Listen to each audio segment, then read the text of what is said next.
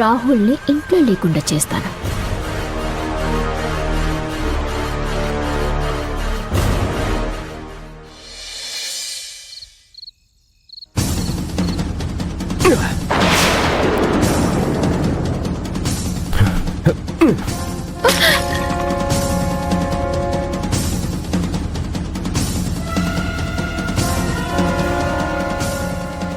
మీరిలా కోపడతారని నాకు తెలుసండి, కానీ అత్తయ్య గారి మాటలకి ఎదురు చెప్పలేకపోయాను. మీ మనసు కష్టపెట్టడం నాకు ఇష్టం లేదండి, కానీ చాలా అభి, ఇంకా ఎన్ని నాటకాలు ఆడతావు, ఎన్ని అబద్ధాలు చెప్తావు? ఏమంటున్నారండి? నీతో పెళ్లి నాకిష్టం లేదు. ఆ విషయం నీకు తెలిసి కూడా ట్రాప్ చేసి పెళ్లి చేసుకున్నావు.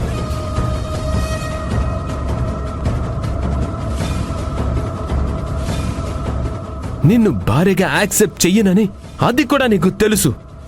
అయినా సరే నన్ను నీ మాయలో పడేయడానికి రకరకాలుగా ట్రై చేస్తున్నావు. అందులో భాగంగానే ఈ నల్లపూసల ఐడియాని కూడా నువ్వే అమ్మతో షేర్ చేసుకుని ఉంటావు. అమ్మ వెంటనే ఏర్పాటు చేసేసింది. లేదండి, నిజంగా నాకేం తెలియదు. దొంగతనాలు చేసేవాడెవ్వడు నేనే దొంగనని చెప్పడు. మోసం చేసేవాళ్ళు కూడా అంతే, మోసాన్ని ఒప్పుకోరు.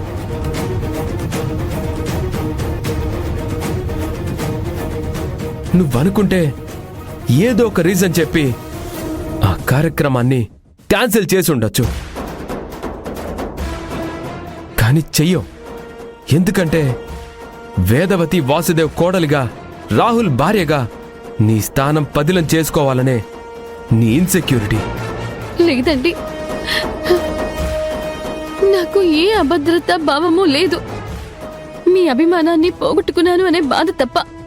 నీ మీద నాకు అసహ్యం తప్ప అభిమానం రాదు. అదెప్పటికీ ఎక్స్పెక్ట్ చేయకు. మీరు నన్ను నమ్మాలంటే నేనేం చేయాలో చెప్పండి. నువ్వు ఏం చేసినా సరే నమ్మకం అనేది ఒక్కసారి పోతే మళ్ళీ తిరిగి రాదు. రేపా కార్యక్రమంలో కూర్చుంటాను, నీ భర్తగా కాదు, మా అమ్మ సంతోషం కోసం, అంతే. ఇలాంటి కార్యక్రమాలు ఎన్ని చేసినా, ఆ దేవుడే దిగొచ్చినా నేను నిన్ను భార్యగా అంగీకరించను.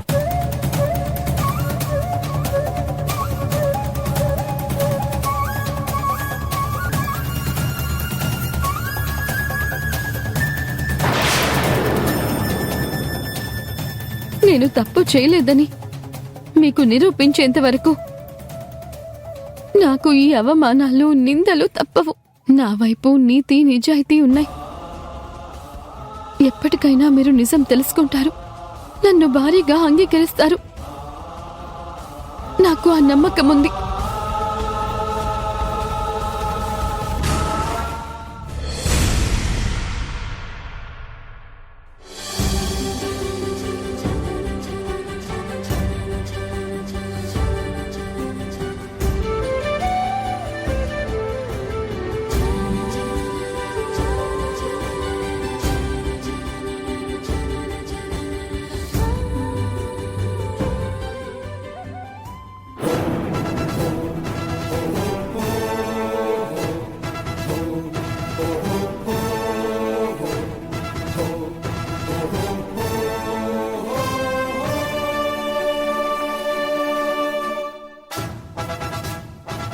వేదా, అన్ని ఏర్పాట్లు అయిపోయినట్లేనా? పూజకి సంబంధించిన పనులన్నీ పూర్తయిపోయాయండి. పంతులు గారు రావటమే ఆలస్యం. అభి, మీ అమ్మా నాన్న బయలుదేరారుగా? వాళ్ళని బంగారు కాసుబిళ్ళ తీసుకురమ్మని చెప్పాను. తాళిలో కూర్చాలి కదా, ఎందుకైనా మంచిది. నువ్వు కూడా ఒకసారి ఫోన్ చేసి గుర్తు చేయి. అమ్మా నాన్న కాసుకొని బయలుదేరారంట అత్తయ్య గారు, వచ్చేస్తుంటారు. మంచిది. ఏమండి, మీరిక్కడ ఏవైనా అవసరమైతే కాస్త చూస్తూ ఉండండి. నేను వెళ్ళి తాంబూలాలు తీసుకొస్తాను. అలాగే.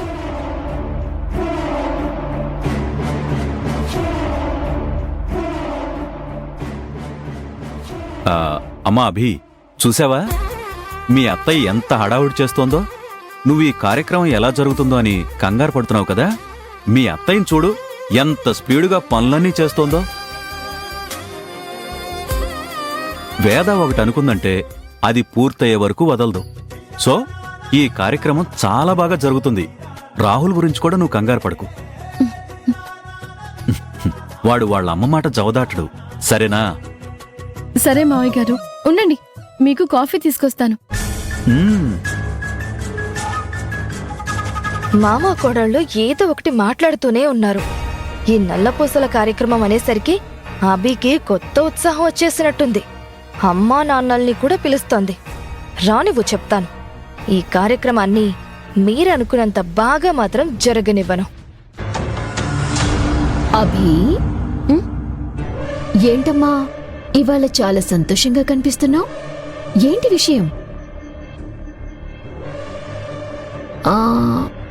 ఆహా, మెడలో పసుపు తాడు మార్చి బంగారు తాళి కోరుస్తున్నారనా?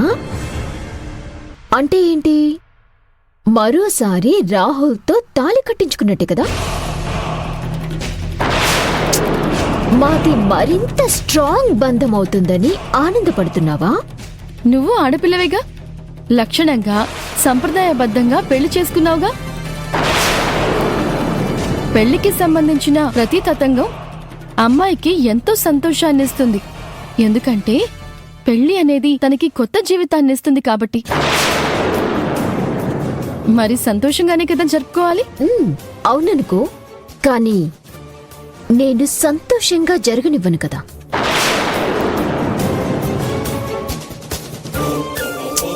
నిజమభి, నువ్వనుకున్నట్టు ఈ కార్యక్రమం జరగదు. రాహుల్ ఈ కార్యక్రమానికి ఉండడు. మరి రాహుల్ లేకుండా ఎలా జరుగుతుంది చెప్పు? పగటి కలలు కనుకు ఐరేంద్రి. ఆయన నా కోసం కాకపోయినా అత్తయ్య గారి కోసమైనా సరే ఈ కార్యక్రమానికి ఒప్పుకుంటారు. ఉంటానని మాటిచ్చారు కూడా. మాటదేముందిలే అభి, మర్చిపోతే పోతుంది. దీనిని మించిన పని పడితే రాహుల్ ఖచ్చితంగా వెళ్ళిపోతాడు. చూడైరేంద్రి, ఇది పవిత్రమైన కార్యం. ఇక్కడ నీ నక్క వేషాలు వేయకు. నువ్వు కూడా సుమంగళివే కదా. కనీసం సుమంగళిగానైనా మంచి మనసుతో ఆలోచించి దీవించు. దీవించేదాన్ని అభి.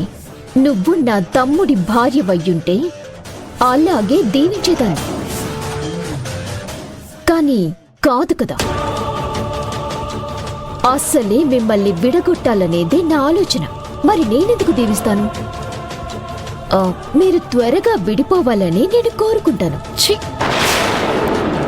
నీతో మాట్లాడడం కూడా అనవసరం. నువ్వేం చేసినా సరే మంచి సంకల్పంతో మంచి మనసుతో చేసే పనిని నువ్వు అడ్డుకోలేవు.